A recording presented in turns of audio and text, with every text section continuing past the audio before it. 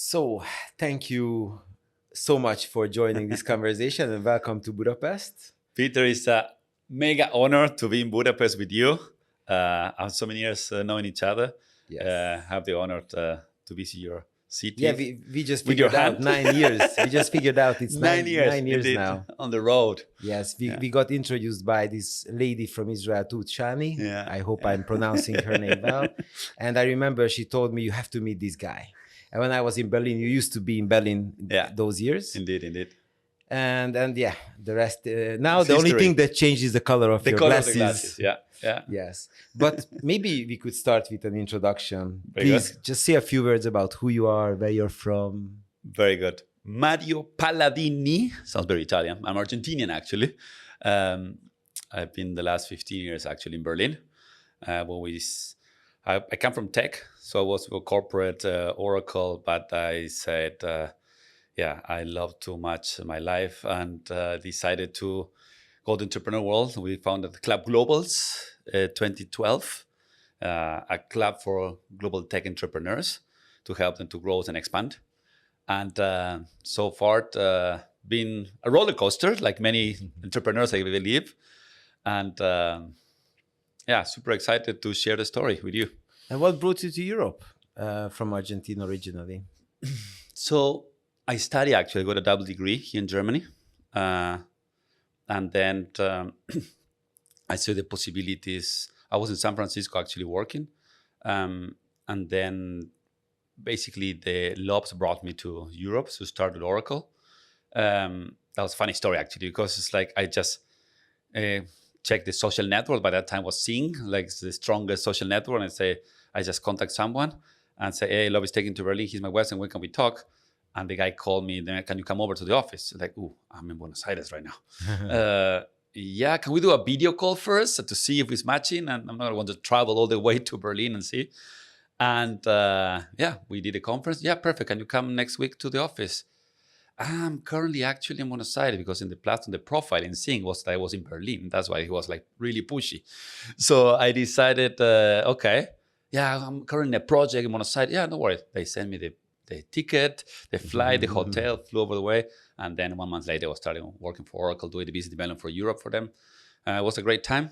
But my passion of connecting people basically brought me to, I became the ambassador of the world's largest expat community. So I was connecting the newcomers. Now what I call the expatpreneurs, the expats like me, they want to start a business, their career. And I was connecting with everything they need to set up a life and business. I love this word, expatpreneurs. Yeah. I took it somewhere. It's not my own word, but I love as well that word. Expatpreneurs, we see how diversity helps and boosts innovation. And these people sometimes it's very challenging to start your business in a new city, in a new country, new continent. So that's the people we want to help. We want to accelerate their growth. We want to support them. So it was one time just connecting the people coming to the Berlin with a lawyer, with a bank account, with insurance, with everything they need to set up their life and business. And there was a moment, it was like 2:00 in the morning, helping random people. It's like, Mario, what are you doing actually? Why are you helping all these people? You're not getting anything. And I decided to leave the corporate, the safety net, the security, and just founded Club Globals. And we started actually as a community marketplace for professional expats. So we're connecting the newcomers with everything they need to set up the business. We do it through a platform with events. We've been very strong in events. We believe in like when people come together and this magic of connections, build trust, and then build friendship, and probably good things are happening. So we're very strong.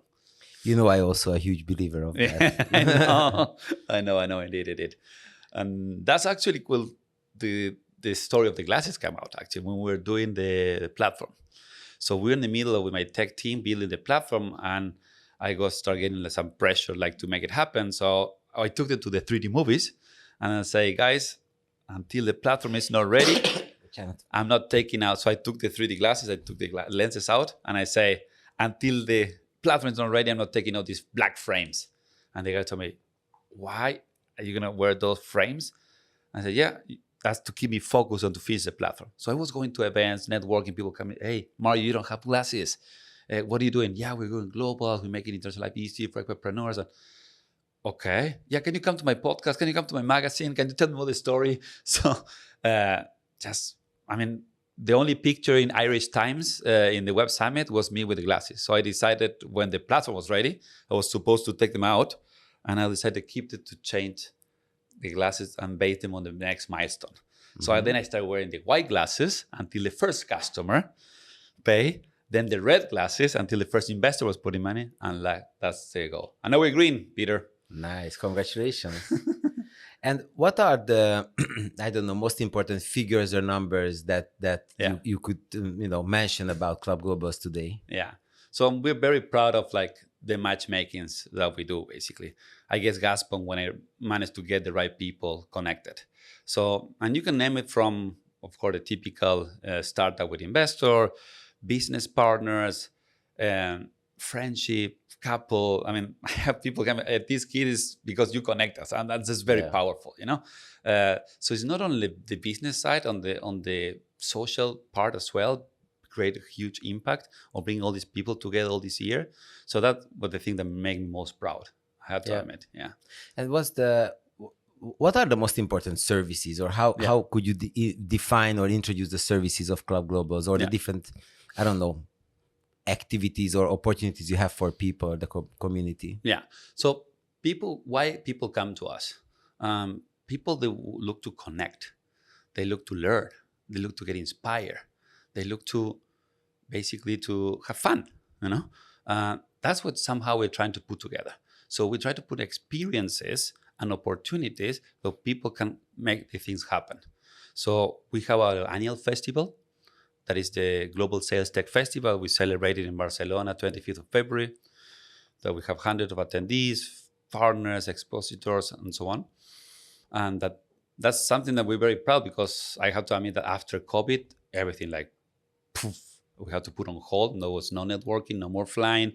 So kind of restarted actually again in Barcelona. And we started with this festival, the Global Sales Tech Festival, because we learned, Peter, and you know this because you're in the ecosystem, it was very tough to get investors' money. And sometimes it's not just about getting the money and burning the money and see what's going on. We're trying to focus on sustainable business that can grow without the push so much of the investment side. So, and we learned that sales is a very important thing, like a locomotive, to keep the business running. So we want to enable and help these global tech entrepreneurs to get the tools, the right tools, and the right partners to enable them to sell more. Not only locally, but internationally as well. Yeah. Because that's the big added value that Club Global is helping, is to open doors internationally. Especially the biggest market that we are, that is Germany with Berlin, and now Spain with Barcelona. Yeah. Well, by the way, why did you decide to move from Berlin to Barcelona? What was your reason? I mean, we've been doing already events in Barcelona when we were in Berlin. I'm not going to lie to you. It's the weather, the food, the lifestyle. It's very close to Argentina as well. There are many Argentinians there. Gay asado. So I still connected. You feel like it's kind of Argentinian in Europe, So many minorities. Actually, the largest minority in Barcelona are Italians. Okay. Well, Italian like me, Italian with Argentinian passport, actually. Yeah, you are as I heard, Argentinians are the Italians who speak Spanish, right? Exactly. Not Italian. I would say I'm 100% Argentina. Yeah. 100% Argentinian meat. Yeah. Yes. That's nice. How much do you know about people from the Hungarian startup scene being part of your community? Do you know anyone? Yeah. I know the number one international is Peter Kovac. Of course. No, but this joke aside, I really appreciate Hungarian, how eager they are, and they're so good in so hungry, that they want to grow. Well, the name, Yeah, hungry. It comes somewhere. And that's really appreciate, actually. You guys are rock star. You go and you are hungry for connecting, for learning, for inspiration. And that's very inspiring as well. And I have to say, I don't see that many in Europe. I mean, that's one of the countries that are really pushy, that want to grow, they want to expand, they want to know more, they're interested, and they engage and they invest as well. So that's something that can really highlight Hungarians. They very appreciate it. Okay, and do you see sometimes Hungarians at your event? I see, yeah, many Hungarians. Apart from me. Apart from you as well. You also welcome, you bring also very good network Hungarians. I remember the lady we met in Malta at the EU Startup Summit. Cat. She was. And it actually took me a few hours to figure out that she was Hungarian. It was Hungarian because she was obviously not speaking Hungarian. It was but you can tell her that she was a very well connected, eager to grow, basically. And it's like, if you scratch them, Hungarian. Okay, cool. And how do you see actually your, let's say, next 5 years, also professionally for Club Globals or for yourself? So we do, this festival we organize, the Global Tech Festival, is doubling the numbers every year. So we're very happy with that. So it's something that we'll continue doing. I think Barcelona is a great platform to hold global events. So we do see us having a stake of that business and empowering to bring all these global tech to come to Barcelona to see what are the latest tools to grow their business, to meet the right partners, to help them expand and go international. So that's something that is working well. Right now we're on tour, so we're taking the GSTF on tour. So we met last month in Malta. Next we're gonna be in Berlin. Then the next tour is going to be in Granada for Alhambra Ventures. Then we're going to be in Beats and Bretzel from Munich. That's the 17th of October. Then we're planning to be in Madrid, Expo World Convention. And then we're going to be in Davos, Web Summit, of course, 11 November. And then in Davos, 19th of January. So we have a complete tour. So we help the tech entrepreneurs to come, to join us, so we can enable them to connect faster with the event. So we are an accelerator of connections. So that's someone told us, for example, for the Mobile Congress, for MWC now in Barcelona, we did a pre-event. So we did around 500 people, and that was a booster for the 100,000 tech leaders that were in Barcelona. So these people were going around with the green glasses, and they already have like hundreds of friends already just entering the event. So then we have our own groups so we can chat each other. So that I think that growing, continue happening in the annual event.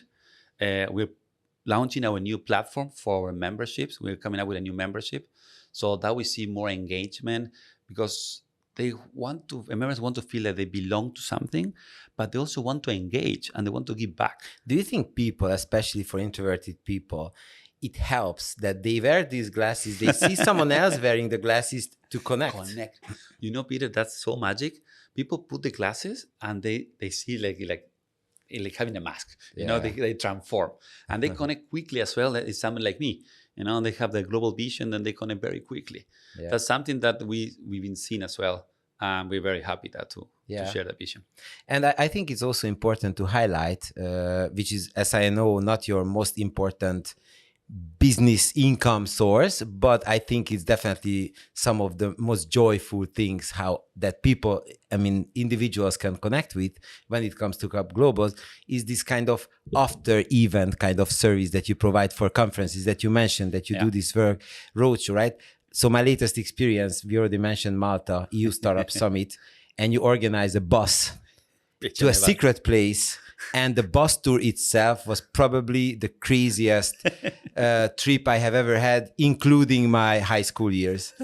And then next day, you already had to have 2 buses because it was oversold. I remember that. Yeah. So I think and it was super affordable. I think we had to pay like, I don't know, 10 euros or 20 euros, something just to cover the costs. Indeed. And the community thing. And you started having those crazy pitching sessions on the bus for the startup founders, which turned into a massive party actually. So I think that's an amazing, brilliant idea. That what I realize is mostly conferences, they don't have enough time and resources to properly take care of the after event because obviously they have to focus on the core things. And you provide a solution for conferences that you don't only just take care of the after party, but you also bring in your community. Exactly. Which is a brilliant idea. Yeah.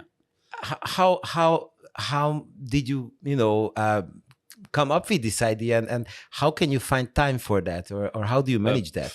Learning by doing. I fuck it up so many times. We tried so many things that didn't work out and this is working. And that's no bullshit, basically.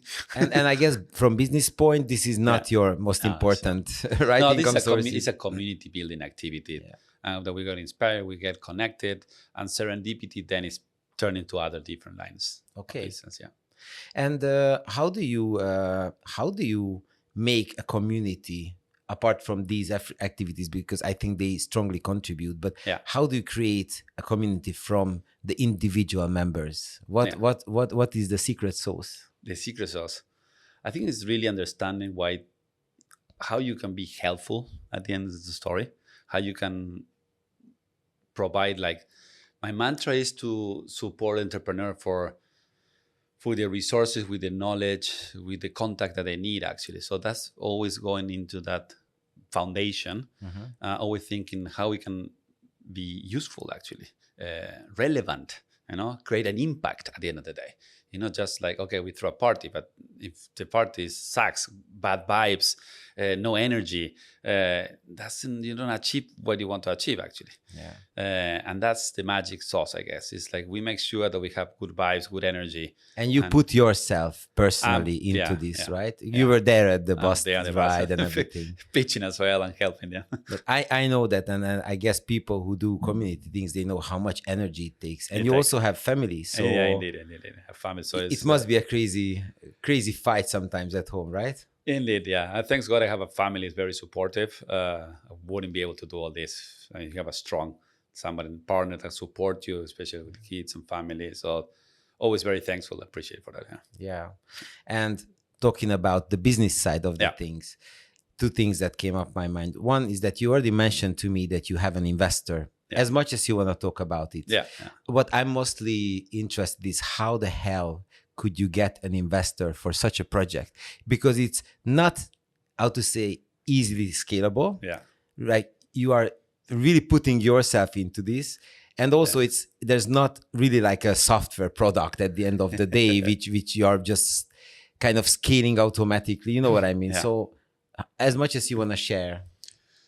So we built the net. The idea, remember, there was a platform. No? Yes. There was a platform that the idea was to create this matchmaking. Expat. What's a Club Global's community marketplace for entrepreneurs. So the idea was to make the platform to connect the newcomers with the service providers. That was an online platform, actually. So that's how the investor joined, basically, initially. And then we got more investors, and they say, okay, what is the number one problem that people are coming when they come to the city? And that was the city registration in Germany. When you come to Berlin, you need to register a bureaucratic process in German. And we digitalize with a digital assistant. We call it AIRELO, Artificial Intelligence Relocation Assistant. So you just chat in 10 different languages, and then you get the paper fulfilled in German in your inbox for free. So that was a very interesting product that we have. And on the side, that was the community fueling all these tech products, actually. But then, unfortunately, COVID came, and then was like a slowdown of all these initiatives and products. So we really focus now on just being a platform of connecting and doing events. And the good thing is that our large investor, reinvented again in this new business that you see that it's not scalable, it's not a product, but it's a platform, Peter. It's a platform to enable and to help other tech entrepreneurs to grow and expand. And that's what they believe as well. I think we're very connected on the same values. They also want to see that happen. And I think that's why they join again. And still talking about the business, as much as you want to share, of course, what's your most important income source? What's the kind of service that creates the most amount of income for your business? So right now it's our festival. So we have sponsors. Basically, they're sponsoring the festival. We have exhibitors as well. Supporting this festival, then the ticketing as well. Members is picking up as well. And then we have some strategic brands that are very aligned with us and that we share the same values, that we co-host events together. So basically they come to us and like, look, your network is super interesting for us. It's matching with what we're offering. Could we host an event inviting 100 tech entrepreneurs, so we can put a panel together. So we create a concept panel that makes sense for the brands and also for our members. We don't usually do the good thing after more than 10 years. we get the chance to cherry pick with whom we're working with. So we don't do whoever. We just make sure that really add value to our members, and that's how we actually finance the club. How many members do you have, just roughly? How should we imagine that? So, we have 50,000 contacts in our database. We usually invite, depends of the events. Some that are agnostic, some are more focused on fintech or so just investor startups. So next week, we're supporting one of our customers to do a startup investor matchmaking by the South Summit. And then also we are supporting other brands in other events. But just roughly, how many active people you have in your network, let's say? Maybe we can rephrase it like that. Yeah, so I would say around in the 5,000. Okay. Yeah. That's impressive. Yeah. If they are the ones that are reacting on things. Exactly. They're usually coming to the events, joining us. And mostly in Europe? Mostly in Europe. So we started in Berlin, so very strong community there. That's what we're doing now, a side event at Tech Open Air, celebrating the 10th anniversary on Wednesday. We're going to have a bus there as well, an electric bus, double-decker electric bus also, so get ready. And it's mainly Berlin, Barcelona, but we get invited to many international tech events. Okay. And we try to make sense what our international community is looking for. And that's why we go and do partnership, strategic partnership, so we can bring our community, add more value to the conference. And just to define a client case here, not like a corporate client, more like an individual. Like there's a Hungarian startup founder now listening to this podcast and starts thinking about, maybe it could be a good way for me to reach the next investment, the next clients, whatever. What's the best way for an individual to start engaging with your community? What would you suggest? Yeah, that's a great question, Peter. So usually what I recommend is to try an experience, like, for example, join us on Berlin, the next event, so you can feel the buzz, the energy, the network. So you'll get access to our group. Then you'll have a taste, what is it? And then become a member. Because sometimes as a tech entrepreneur, it's very difficult to identify where is the right event, the right time, the right place, and the right people that need to meet. And that's where we help you. We save you a lot of time, a lot of hassle. The last 10 years, we've been networking and curating all this startup ecosystem. So we can probably accelerate this process for a successful tech entrepreneur in Hungary that is doing very well now, and now is looking to expand to other regions. Probably will be a good partner to make that happen. Okay. And when it comes to corporates or big companies, why they should engage with you? Yeah. What is your offer to them? So what they're looking actually is mainly inspiration. They're looking innovation. So usually we attract a lot of the open innovation apartments, or like trying to get merge and acquisitions or invest in like faster growing, more innovative companies, the sexy ones, they're looking. And that's where we can provide a matchmaking there. And that's go benefit for both ways. Probably one of the startups can leverage the energy, the idea, the innovation with a great partner that's well connected, they're well funded, and when the whole things come together, magic things happen. Okay. And that we are the enablers of those magic. Nice. By the way, if you earn a new client because of this podcast, 5% goes to the owners of the podcast. Just for your information. You haven't yet signed the papers, but in Hungary we do it the other way around. You sign after, Very good. So you don't know what you are, engaged to. And maybe we can also share a secret. What brought you to Budapest now? The secret. Yeah. What's your real reason for? Because I knew you would come. Yeah. Because we met like a month ago or so, and then I managed to get you for this interview. But what's your most important main reason for being here now? So, just be honest. I'll be honest, of course. I mean, you guys have, I think, one of the most incredible events and places. I think it's magic in the world, and this thermal water, and then especially when you fusion with a party, I think this is a magic idea, like a spa and SPArty. I think it's like that's SPArty. Yeah, that's nice.